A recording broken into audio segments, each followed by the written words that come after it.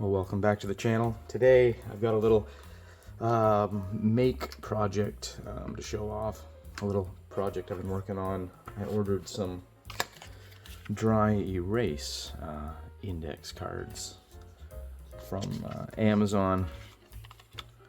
They just kind of look like that. They're just kind of laminated. You can write on them. They're dry erase. Super great. Got thinking about how much fun I've been having with these Rifts tokens, but I must confess I am a lazy GM, and you can never have quite the token that you want, and it breaks my imagination, my immersion, when I have to use a token that isn't, like if I have to use this Samus to depict, you know, a Triax power armor or something else. I'd almost rather have a blank that I can just write on like this. Also, there's always GURPS stuff going on, and GURPS really needs the forward-facing, the ability to know which way you're facing, which is a little tougher with these circular discs. I do love these tokens, and I'm not probably getting rid of them anytime soon. But when I play GURPS, it's nice to have something that stands up so it can lay down or show prone. Lego men were pretty good for that kind of stuff. Here's a cyberpunk type dude. They're pretty great, perfect size too. A lot of people in the GURPS community have gotten a lot of mileage out of Lego figurines. This is a knockoff from the dollar store. It's not even Lego. But you can get them to sit, you can get them to kneel, I guess, to put their legs backwards, apparently. That's a trick. You're kneeling. This guy's mohawk is tipping him. And then, of course, there's prone. Those are pretty great, but again, I find I mostly like theater of the mind. I like using the tactical miniatures for positioning and all that, but as far as imagining the figures, what they look like, this kind of takes me out of immersion more than having something like this, where I can just do a quick sketch or a letter to represent the monster or figure. So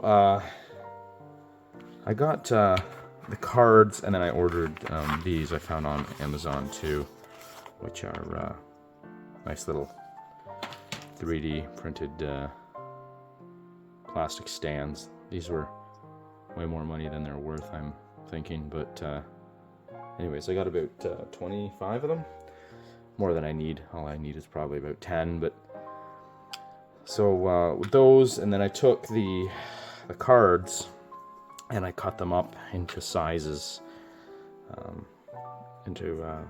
what did I get, about 4 times 3, about 12 out of one card, the size of a human for GURPS. That's about GURPS scale right there. And then we just kind of slap them down. They fit nicely on that grid. Now, hex grid would be better. That's the problem with these Loki battle mats. They're mostly all grid except for some of the space maps, but I use the grid anyways, whatever. It's not a huge deal. Then I started thinking I'm gonna need some different sizes, especially for Rifts style play where you get the big stompy robots. So this is a 1x1 square, 1x1 hex token. This would be a 2x2. So put them there on that 2x2. You can see it takes up that kind of much amount. And this would be a 3x3 token. So yeah, I've been looking at that lately. I think I'm gonna go ahead with using these mostly going forward for some videos, upcoming videos I want to do, specifically with some of the GURPS stuff. So I'll have my guy number 1, and maybe this is a giant orc. There we go. And he's the one with the sword and the shield. So yeah, there we go. And then this is the ogre. So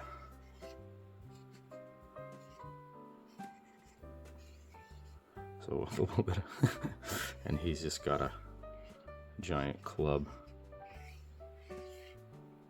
There's this giant club. Yeah. And then, you know, it's got a fist. So that's the kind of crappy art you're gonna get when sitting at my table when using these tokens, anyways. So yeah, I just thought I'd show that off, the latest stupid idea I've come into. I do like how these will take up even less room than my token boxes, and to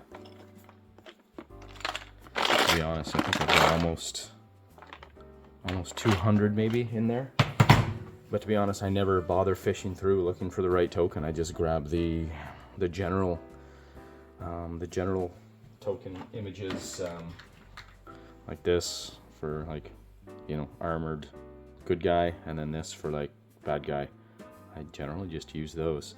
These are great, as in previous videos I showed how to make these, and with those acrylic gels on top, they are markerable. You can barely see that, but you can get some red on there. Oh, I think my red's dead.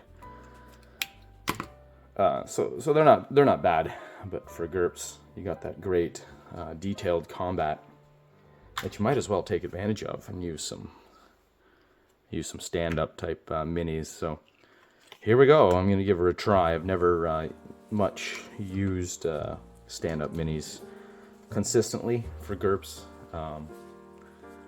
We've often just played Theater of Mind, but we're getting more tactical in our older days, I think, and we're enjoying this kind of stuff. So, and these just are so easily stored, easily stacked. They'll take no space at all. It's going to be great. I can have different colored bases, probably red for the bad guys, and if the characters don't have their own 3D minis that they want to use, I'll give them green, blue, black. I don't know.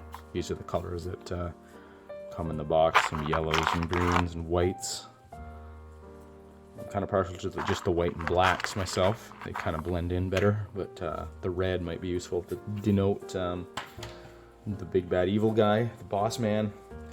Or I guess you could do conditions. Use the stands for conditions. Anyhow, that's what I was thinking about sharing this week, and maybe this will help other people get into some mini combat too at a cheap, poor man's price. Roll on.